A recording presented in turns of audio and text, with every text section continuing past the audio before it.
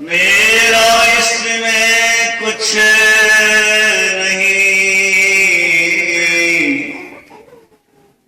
जो कुछ हो गुरु तोर, तेरा तुझको अर्पण करूं। क्या लागत है मोर। श्री सद्गुरु महाराज की जय।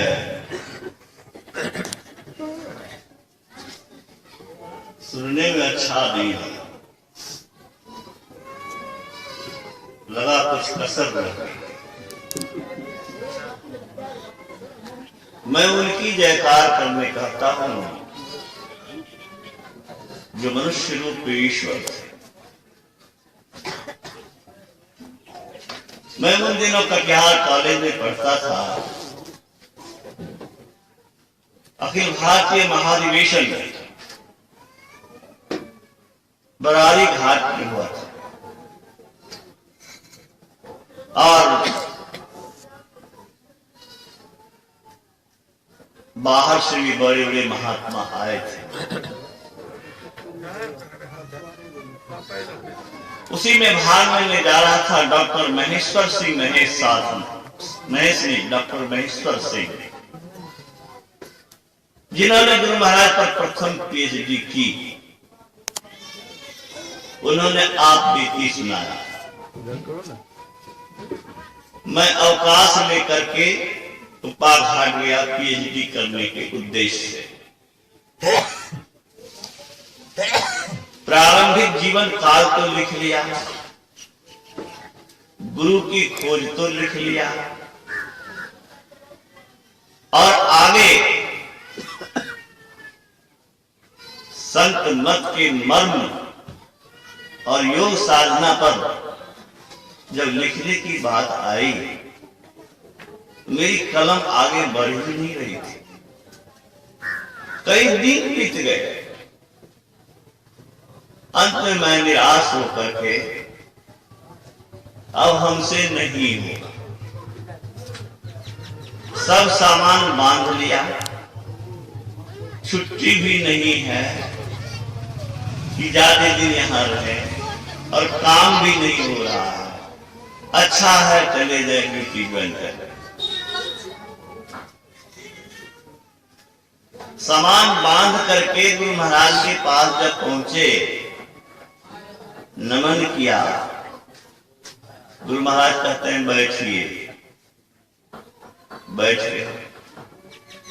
कहा बगल में कौन नदी बह रही है? अब देखिए वैद्य कैसे इलाज करते हैं, गुरु कैसे कल्याण करते हैं। भक्त जब निराश हो जाता है तो क्या कहते हैं? बगल में कौन नदी बह रही है? इन्होंने कहा हुजूर गंगा नदी बहती। कितना पानी है?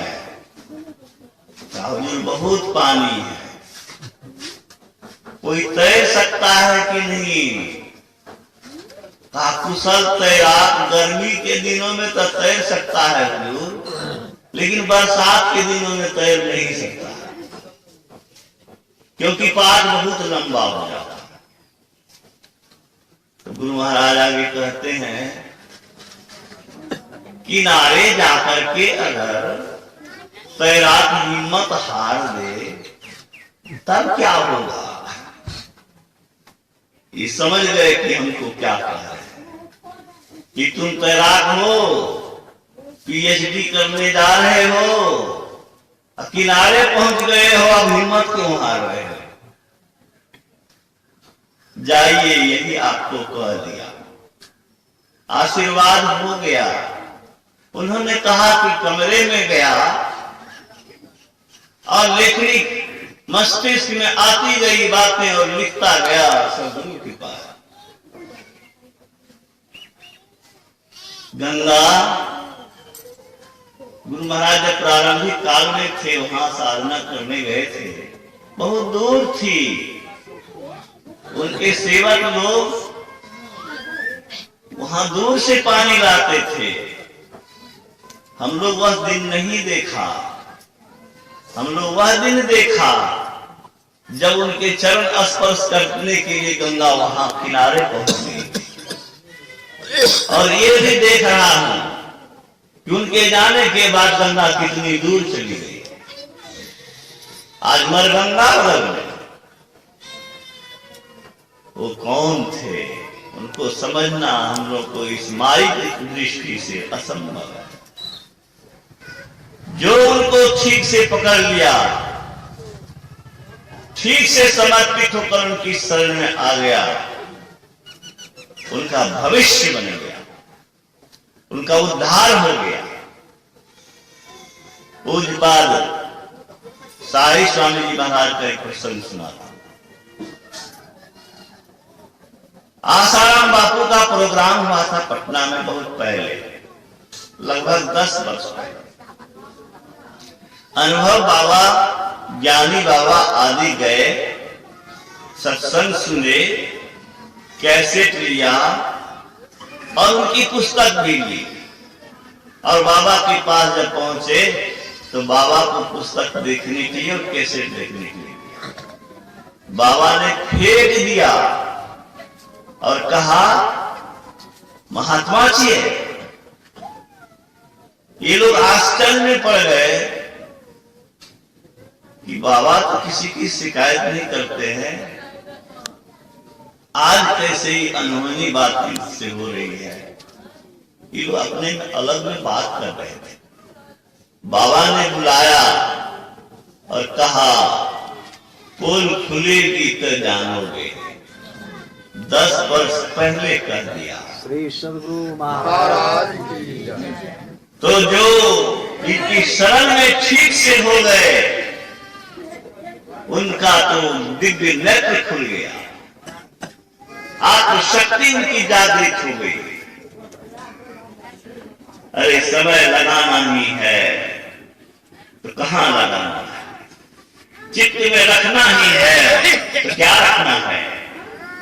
जो सड़ेगा, गलेगा, मिटेगा, वैसी चीज को अगर अंतःकरण में बसाओगे तो सड़ जाओगे, गल जाओगे, दुर्दशा होती रहेगी।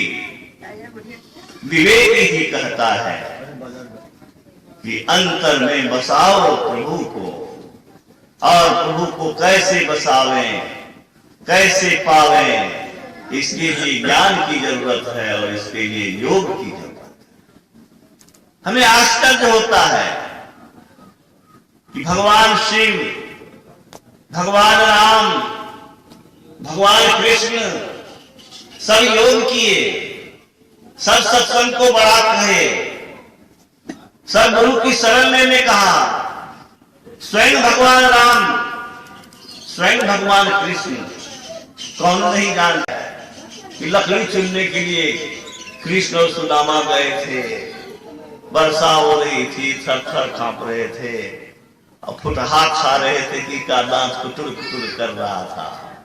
तो क्या खा रहे हो यार? हम लोग बचपने में सुने हैं, आप लोग भी सुने होंगे। वो किस उद्देश्य से थे? कहा कि अरे जा रहे हैं, दांत कुटुर कुटुर कर रहा है। गुरु से मित्र, मित्र से चोरी, गुरु से कपट, की हुए निर्धन की हुए कोढ़ी, ये भी एक कहावत है। तो मैं उधर नहीं जाना चाहता, मैं ये जानना चाहता कि भगवान कृष्ण जन्म लिया तो फाटक खुल गया, पहरेदार बेहोश होकर के गिर गए, जेल का कारागार का फाटक खुल गया। जमुना होकर जा रहे हैं तो नदी का जल उनका चरण स्पर्श करने के ऊपर उठ रहा है। राक्षसनी आई बल करने की, विष पिलाने के लिए स्थल में विष लगा करके, विष क्या पिएंगे, उसी का प्राण खत्म कर हो गया। इतने शक्तिशाली संपन्न होते हुए भी वो योग करते थे, गुरु की शरण में रहते थे और सत्संग को बड़ा कहते थे। और हमारा समाज कैसा है, कितने लोग इसमें रुचि ले रहे हैं। मैं इस मामले में मुसलमान भाई की तारीफ करता हूं। हमारे मुसलमान भाई में से शायद आपको मिलेंगे जो नमाज अदा नहीं करते, ऐसा शायद कोई मिलेगा जो रोजा नहीं रखता हो। ये धर्म प्रधान देश में हम लोग जन्म लिया, लेकिन राम शिव कृष्ण को भूल गए। तो बड़ा अच्छा कहा स्वामी विवेकानंद ने, आध्यात्मिकता ही किसी भी राष्ट्र या जाति का, व्यक्ति का प्रधान स्रोत है। स्पिरिचुअलिटी, अध्यात्म ही शक्ति का प्रधान स्रोत। जिस दिन भौतिकता की ओर आकर्षण बढ़ेगा और आध्यात्मिकता से मुख मुड़ाव होगा, उसी दिन से उसकी मृत्यु प्रारंभ होगा। आत्मा के स्तर का जीवन ही जीवन है, इंद्रियों के स्तर का जीवन मृत्यु स्वरूप है। क्या कहा? कितनी देर इंद्रियों में रहते हो, कितनी देर आत्मा के स्तर का जीवन जीते हो, यह विचारने का प्रश्न है। हम लोग जब विचारते हैं तो ग्लानि होती है, शर्म होती है, अफसोस होता है, पश्चाताप होता है, और मन में होता है कि कहां हम फंसे हुए हैं।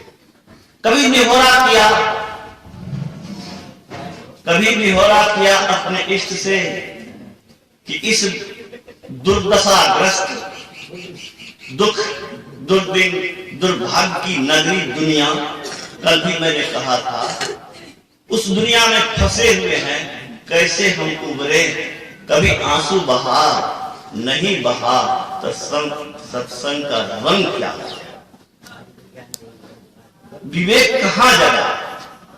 विवेक जगने का अर्थ है असार से दूर रहने के लिए प्रबल लालसा, और सार को ग्रहण करने के लिए, सार को पाने के लिए विह्वलता,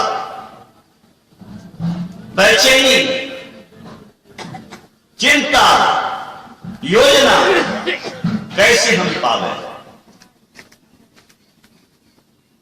तो भगवान शंकर ने क्या कहा? ब्रह्मा ने कहा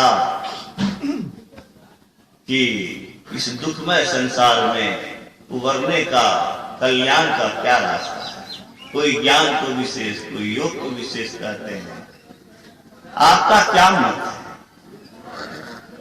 तो भगवान शंकर ने कहा योगहीनं कथं ज्ञानम्।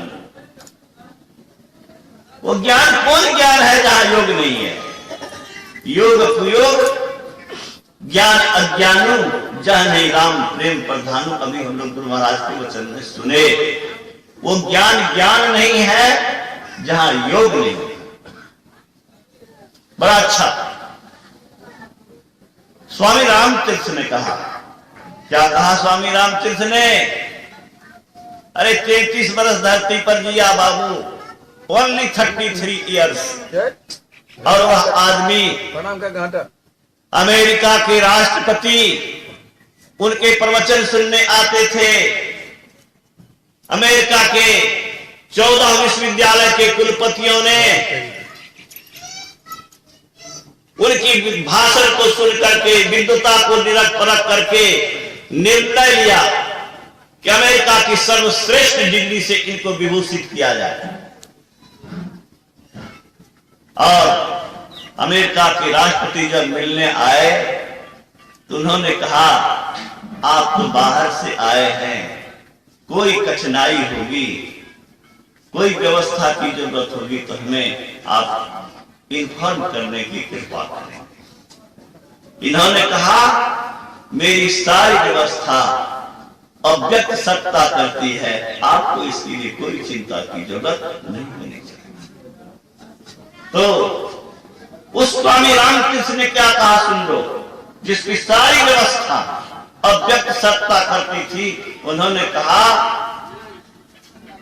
आत्मज्ञान ही ज्ञान का सार है। जिसने आत्मज्ञान नहीं पाया वह उस नौका पर सवार है। जिस नौका का सवार चलाने वाला होश में नहीं है।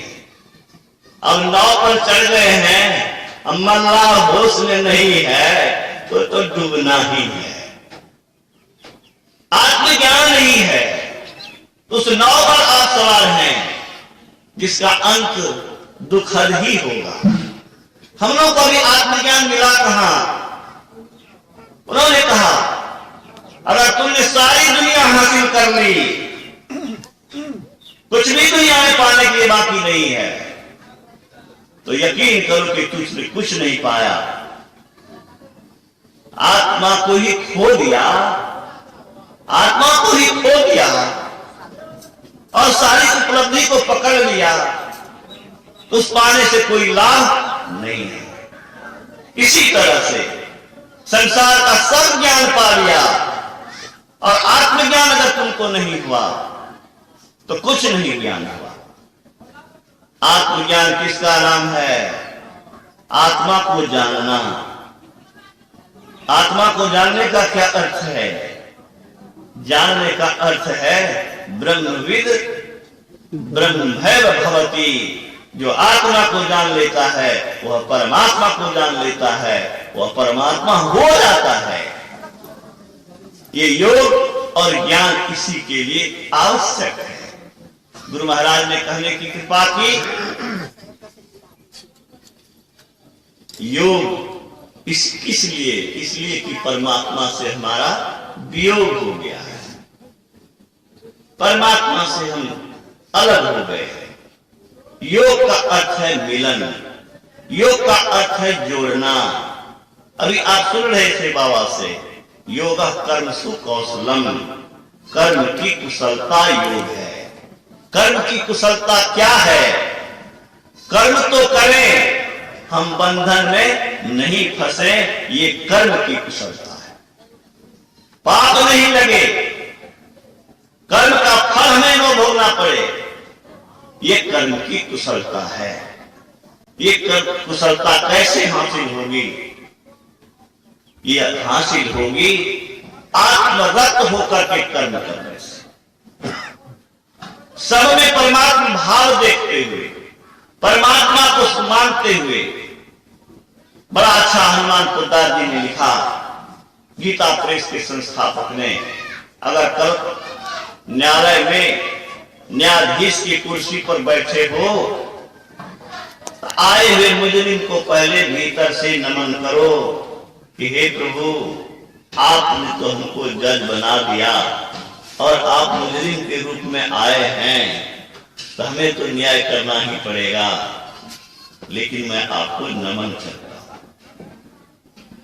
वैद्य अगर हैं, डॉक्टर अगर हैं, तो चिकित्सा करिए इस भावना से कि प्रभु आपने ही तो हमको डॉक्टर बनाया और आप ही आज ऐसे रूप में आए हैं, जो होगा सद्बुद्धि दीजिए कि ठीक से इलाज कर सकूं। इस भाव से जो कर्म करेगा उसको कर्म बंधन नहीं लगेगा। आत्मरत होकर के ब्रह्म भाव में, ब्रह्म की सत्ता को मानते हुए अंतःकरण में अहम के भाव को मिटा करके आत्मरत होकर के कर्म करने की सलाह गुरु महाराज ने दी। योग का अर्थ क्या है? गुरु महाराज ने कहा, इंद्रियों के घाटों में हमारी चेतन वृत्ति फैली हुई है। ये इंद्रियां विषयों में कैसे दौड़ती है? एग्जैक्ट शब्द मैं गुरु महाराज का रखता हूं। आंख कैसे देखती है? ये चेतन भार आंख में आई तो देखती है। कान कैसे सुनता है? चेतन भार आई है तो कान सुनता है। हम जब सो जाते हैं तो क्यों नहीं कान सुनता है, आंख क्यों नहीं देखती है? क्योंकि चेतन धार वहां से हट गई है। गुरु महाराज कहते हैं यह एक नमूना है।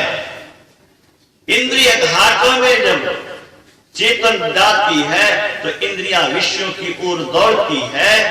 हमें चाहिए कि इंद्रियों के घाटों से चेतन को समेट कर आज्ञा चक्र में स्थिर करें, सिमटाव करें। जैसे दोनों हाथ से किसी चीज को जोड़ पकड़ते हैं तो शरीर की ताकत केंद्रित हो जाती है। दोनों आंखों की दृष्टि धार को जब केंद्रित करेंगे तो हमारे शरीर की चेतन धार वहां सिमट जाएगी। तो बंधुओं, माताओं, बहनों, योग के लिए, ये क्रिया करने के लिए पहली बात क्या आवश्यक है? महर्षि पतंजलि ने कहा योग के 8 अंग की चर्चा हुई है। यम, नियम, आसन, प्राणायाम, प्रत्याहार, धारणा, ध्यान, समाधि। समाधि तो अंतिम चीज है। पहली सीढ़ी पर कदम नहीं, दूसरी पर नहीं, तीसरी पर नहीं, 8वीं कहां से हासिल हो जाएगी? पहले तो पहली सीढ़ी पर कदम रख, तब दूसरी पर जाना। पहली कक्षा पास नहीं किया, दूसरी कैसे पढ़ोगे? इंटर नहीं किया, बीए कैसे करोगे? बीए नहीं किया, एमए कैसे करोगे? अभिनंदन ग्रंथ में मैंने पढ़ा है, मानस जप है मैट्रिक, मानस ध्यान है आईए, और दृष्टि योग है बीए, और नाद अनुसंधान है एमए। मैट्रिक भी पढ़ो, लोअर भी पढ़ो और एमए भी पढ़ो, तब ज्ञान पूर्ण होगा। तो पूर्णता के लिए उधर जाने की जरूरत है। हम यम नियम में मजबूत नहीं होंगे, योग में आगे नहीं बढ़ सकते। प्रारंभिक चीज सत्य, अहिंसा, अस्तेय, ब्रह्मचर्य, अपरिग्रह, शौच, संतोष, तप, स्वाध्याय, ईश्वर प्रणिधान, ये यम नियम 10 मैंने बताया। जो सत्य को नहीं पकड़ेगा, जो झूठ का व्यापार करेगा, जो झूठ बोल करके दूसरे को ठगेगा, वो किसको ठगेगा? अध्यात्म को कहता है कि एक ईश्वर है और दूसरी ईश्वर की लीला है, तो आपको ईश्वर से घात करते हैं। सत्य को की अनदेखी करेंगे आप, सत्यानाश होगा। सत्य की अवहेलना, सत्यानाश बुलाना है। धर्म दूषक, सत्य से। अहिंसा, मोटा मोटी हिंसा क्या है? हत्या नहीं करना, मांस नहीं खाना। लेकिन स्वामी विवेकानंद ने कहा अहिंसा की कसौटी क्या है? अहिंसा की कसौटी है ईर्ष्या का अभाव। ईर्ष्या का अभाव, इसी ईर्ष्या ने संतमत की भी दुर्दशा की है। संतमत को हानि अगर पहुंचाई है तो ईर्ष्या की शत्रु ने पहुंचाई है। स्वामी विवेकानंद कहते हैं ईर्ष्या अहिंसा की कसौटी है। बड़े बड़े लोग नाम, यश, चांदी के चंद टुकड़ों के लिए लड़ते झगड़ते देखे जाते हैं।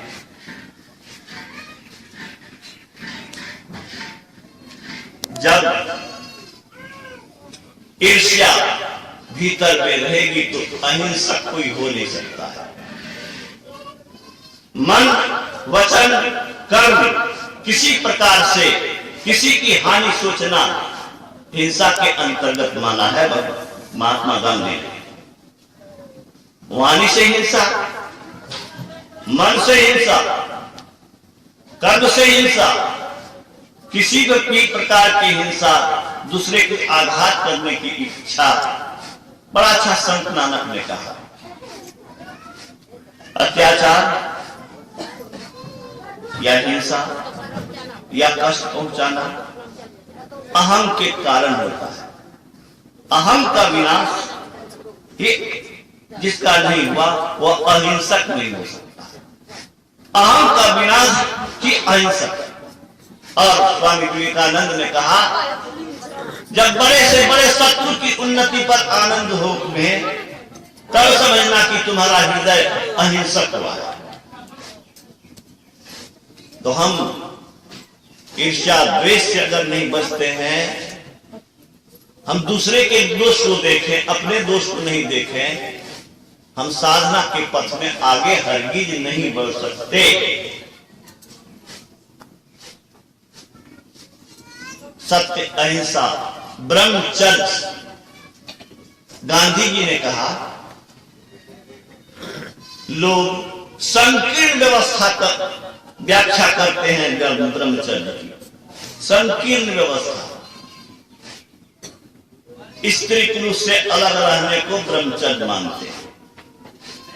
उन्होंने कहा, सर्च आफ्टर गॉड, आपकी चर्चा, आपके कार्यकलाप, आपका चिंतन ब्रह्म के लिए हो, ये ब्रह्मचर्य। और जो ब्रह्म के लिए चिंतन करेगा, मनन करेगा, कार्य करेगा, आचरण जिसका रहेगा, जिसकी चर्चा वही रहेगी, वह भोग के पीछे क्यों जाएगा? वह भोग का कीड़ा क्यों बनेगा? और जो भोग का कीड़ा बनेगा उसको रोग होगा, उसकी दुर्दशा होगी।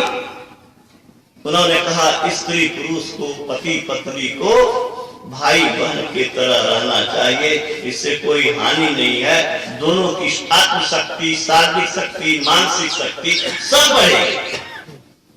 और गुरु महाराज ने कहा, जिस विद्य के क्षय करने में लोग सुख मानते हैं, उसका संचय किया जाए तो वो महासुख दिलाएगा।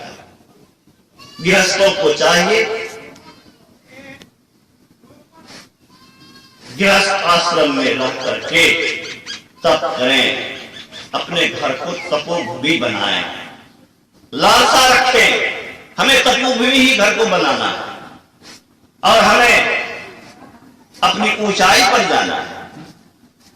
गृहस्थ और विरक्त कोई भी देश में हो, लेकिन जिसकी लालसा है कि हम अपनी आत्मा की उन्नति करें, हम इस दुखमय संसार से छूटें और हमारा भविष्य सुखद हो, शांतिमय हो, कल्याणमय हो, तो इसको चाहिए नित्य नियमित रूप से इस दिशा में सतत प्रयास करने के।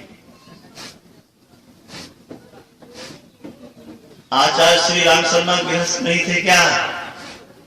देश विदेश में हजारों संस्थाएं हैं, 3,500 पुस्तकें उन्होंने लिखी है।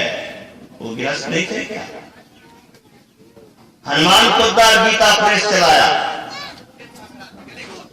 और मैं उनकी जीवनी में पढ़ता हूं। 12 वर्ष पहले से वो समाधिस्थ हो जाते थे। बात करते करते उन्होंने अपने गुरु को पत्र लिखा कि मुझसे लोग बात करने आते हैं, प्रभु हटे तब तो मैं उधर खो जाता हूं, पूछने वाले निराश होकर चले जाते हैं, मेरी यह स्थिति हो गई है। ये 12 वर्ष पहले से उसकी स्थिति बन गई थी। उन्होंने लिखा है कविता, हटे प्रभु तो मैं किसी को देखूं, मैं किसी को सुनूं और उसको सुनाऊं, बताऊं, पद याद नहीं लेकिन भाव उसका याद है। वो पारिवारिक जीवन जीते थे। एक से एक उदाहरण है। गृहस्थ होने का अर्थ यह नहीं है भोग का कीड़ा बन जाना, पशु बन जाना। मनुष्य धर्म का ज्ञान रखता है, गुरु महाराज कहते हैं, पशु धर्म का ज्ञान नहीं रखते। मनुष्य धर्म कर्म कर सकते हैं, पशु नहीं कर सकता है। मनुष्य अगर धर्म का ज्ञान नहीं रखे, धर्म कर्म नहीं करे, तो पशु में उसमें क्या अंतर है? वह पशु बनता है। हमें चाहिए कि पास वृत्ति नहीं रखते, हम मनुष्य बने। मनुष्य होकर के दुखों से छूटने की कोशिश नहीं करे तो समझो मनुष्यत्व में कमी है। इसको सत्संग से दूर करना चाहिए। तो बड़ी आवश्यकता है ज्ञान। कौन ज्ञान? ज्ञान बाहर में होता है। त्रिकुटी महल में विद्यासार, देहस्ता सर्व विद्यास्त्र, देहस्ता सर्व देवता, देहस्ता सर्व तीर्थानी गुरु वाक्य लभ्यते। भगवान कृष्ण के शब्द को बाबा कर रख रहे थे। इस लोक में साधन पवित्र और ज्ञान समान है। ज्ञान के समान संसार में कोई चीज पवित्र में कल्याणकारी नहीं है। लेकिन कौन ज्ञान? योगी पुरुष पाकर समय पाता स्वयं ही ज्ञान। योगी उस ज्ञान को पाएगा। यो योग नहीं करेगा वो माया का ज्ञान पाएगा। वो माया का ज्ञान ज्ञानियों की निगाह में, तत्वदर्शियों की निगाह में ज्ञान ज्ञान नहीं है, वह ज्ञान अज्ञान है। इस अज्ञान में रह करके ही लोग अनैतिकता का, भ्रष्टाचार का तांडव कर रहा है। बड़े बड़े विद्वान हैं। कल मैं देख रहा था एक डॉक्टर का वीडियो कैसेट, उसने पोल खोला। क्या पोल खोला? वो पैथोलॉजी वाले जो होते हैं, जिसका भी नहीं टेस्ट उसका भी टेस्ट, और उसका 50%। कल एक पैथोलॉजिस्ट से मेरी बातचीत हुई। मैंने कहा कितना लेता है जी? कहा सर तो 50 लेता था, अब कहता है 70 लेंगे। वो पुर्जा जो लिखेगा तो 70% उससे लेगा सर। और वो पैथोलॉजी वाला जो लाखों का लगाया है, और उसके अंदर में जो स्टाफ है, और वो जो है वो क्या खाएगा? अपनी विद्या के बल पर शोषण करता है। 5 रुपये की दवाई 500 में बिक रही है। कुछ कंपनी वाला खा रहा है, कुछ एजेंट खा रहा है, कुछ दुकानदार खा रहा है, और कुछ वो कमीशन डॉक्टर खा रहा है। ऊपरे ऊपर बंटवारा है। ये विद्या जो जितने पढ़े लिखे लोग हैं वे उतने बड़े शोषक हैं, और वे उतने ही ये भोग के पीछे दीवाने हैं, और उनकी दुर्दशा होने वाली। ये ज्ञान कौन ज्ञान है? ये ज्ञान ज्ञान नहीं है। स्वामी विवेकानंद ने कहा ठगा जाना अच्छा है, ठगना अच्छा नहीं। देना अच्छा सौदा है। अरे सुन लो, देना अच्छा सौदा है। लोग पाना को अच्छा सौदा करते हैं। आज हमको अच्छी आमदनी भी खुश होता है। उन्होंने कहा देना अच्छा सौदा है। उन्होंने कहा किसी भिखारी को अगर कुछ तुम देते हो तो यह मत समझो कि मैं उस पर एहसान कर रहा हूं। उसका एहसान मानो। किसका एहसान मानो? उस भिखारी का एहसान मानो। देना था बस दे दो, 1000 गुना बढ़कर कर पाएगा। तो बंधुओं, माताओं, बहनों, जो समाधि के इच्छुक हैं उसे यम नियम में मजबूत होना पड़ेगा। सत्य, अहिंसा, अस्तेय। अस्तेय क्या है? महात्मा गांधी ने कहा बिना काम किए जो खाता है वह चोर है। बिना काम किए जो खाता है वह चोर है। मैं घाली घाट में लगभग 20 वर्ष पहले सत्संग करने गया था। सौखी बाबू ने आंखों देखा आप बीती सुनाया। क्या सुनाया? गुरु महाराज को पहुंचाने के लिए जब चला धरहारा बैलगाड़ी पर, तो उन्होंने कहा कि मैं ही बैलगाड़ी चला रहा था और गुरु महाराज बैठे थे। जब खुटहरी पहुंचा, वहां पर 5 बीघा कुछ कट्ठा जमीन, वहां पर सिरधर बाबा थे, सिरधर बाबा थे, बजरंगी बाबा थे, आश्रम के कई महात्मा थे। हल जोत रहे थे, हल जोत रहे थे। गुरु महाराज ने बुलाया, कहा अब बहू कहां से जोत लिए काम के लिए, आप देख रेख करियो। तो गुरु महाराज ने ये दिखाया, जीवन बिताओ स्वावलंबी, भरम धारे छोड़कर, संतों की आज्ञा है ये नहीं, मात भर छल छोड़कर। दूसरे की कमाई नहीं खाना, अपनी कमाई खाना। अपनी कमाई खाकर के साधना के मार्ग में आगे बढ़ना। गुरु महाराज ने आदर्श दिया। गुरु महाराज ने कहा कि मेरे हाथ में ठेला है, मैंने खुरपी चलाई, कुदाली चलाया। जब तक शरीर सक्षम था सब काम किया, अब अवस्था ऐसी आ गई है, ये लोग खेती करते हैं, मेरे पास कुछ जमीन है, ये लोग खेती करते हैं, ये लोग खिलाते हैं। अब अवस्था काम करने की लिए इसलिए कह करके शायद उन्होंने अपने अनुयायियों को ये शिक्षा दी कि काम करने में संकोच नहीं। विदेश में काम करने में संकोच नहीं है, यहाँ तो रईसी धारने में आनंद बुझाता है। हम बड़े रईस हैं, वहां बड़े रईस कोई नहीं होते। बड़े से बड़े करोड़पति आदमी भी अपना प्लेट उठा करके, घर में नौकर है लेकिन वो धो देते हैं। विदेशियों से भी हमारी बातचीत होती है, विदेशी भी मेरे यहाँ कभी कभी आते हैं, ठहरते हैं, तो मैं उसका आचरण देखता हूँ और वहां की बात सुनता हूँ। किसी काम को छोटा विदेशी नहीं मानते। यहाँ पर तो अपना कपड़ा खींचना भी अपने शान के खिलाफ मानते हैं।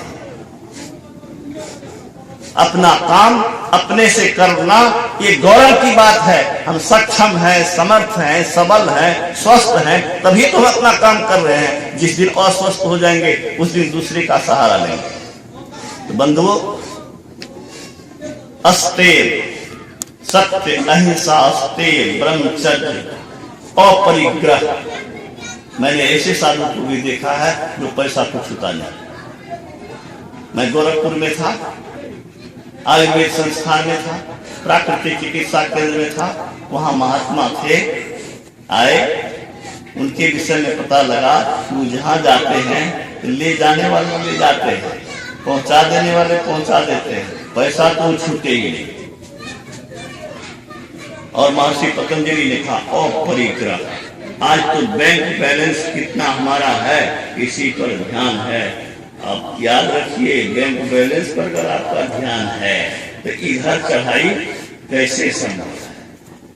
एक अच्छी कथा सुनाता हूं।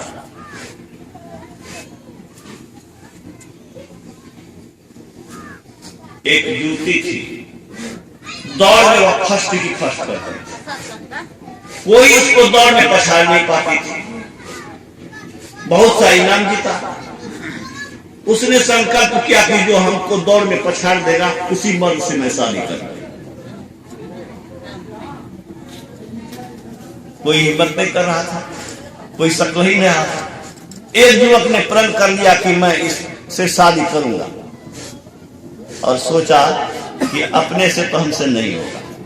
तो उसने जिस देवी की आराधना करता था उस देवी के आराधना में पील करके पड़ गया और देवी ये प्रकट हुई तो कहा कि मैं उसको दौड़ में पछाड़ दूं, ये शक्ति हमको दे। कहा कि वैसे नहीं पछाड़ सकोगे, तुमको एक उपाय बताते हैं। स्थान तय कर देना, यहां से वहां 3 किलोमीटर, रास्ते में सोना, चांदी, रत्न, हीरा, जवाहरात रास्ते पर बिखरा देना। वह लोभी है, उसी को जमा करने में रहेगी और तुम आगे निकल जाओ। वही किया, वही हुआ, वो पराजित हो गई, शादी भी हो गई और उसकी संपत्ति तो उसी की हो गई। जब जूतियां उसी की तो उसकी संपत्ति किसी की। तो बंधुओं, कहने का तात्पर्य यहाँ स्वामी रामकृष्ण का क्या है? स्वामी रामकृष्ण का कहना है कि संसार के प्रलोभन में फंस करके वो हार गई। इसी तरह से वो साधु भी हार जाएगा, वो भक्त भी हार जाएगा जो भक्त संसारिक प्रलोभन में पड़ेगा। अपरिग्रह ये प्रारंभिक चीज है योग की। इस योग पर जिसकी निगाह नहीं है, यम नियम पर जिसकी निगाह नहीं है, वो गृहस्थ रहे कि विरक्त रहे, किसी की भी उन्नति होने वाली नहीं।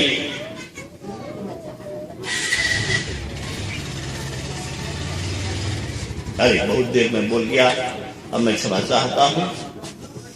हाँ, बहुत क्षमा चाहता हूँ। घड़ी सामने देखा हूँ, 40 मिनट हो गया।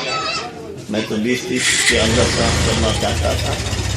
मैं पूज्य बाबा से आग्रह करता हूँ, एक बार आप खड़े होकर के कल की तरह हम लोग को लाभान्वित करें। श्री सद्गुरु महाराज।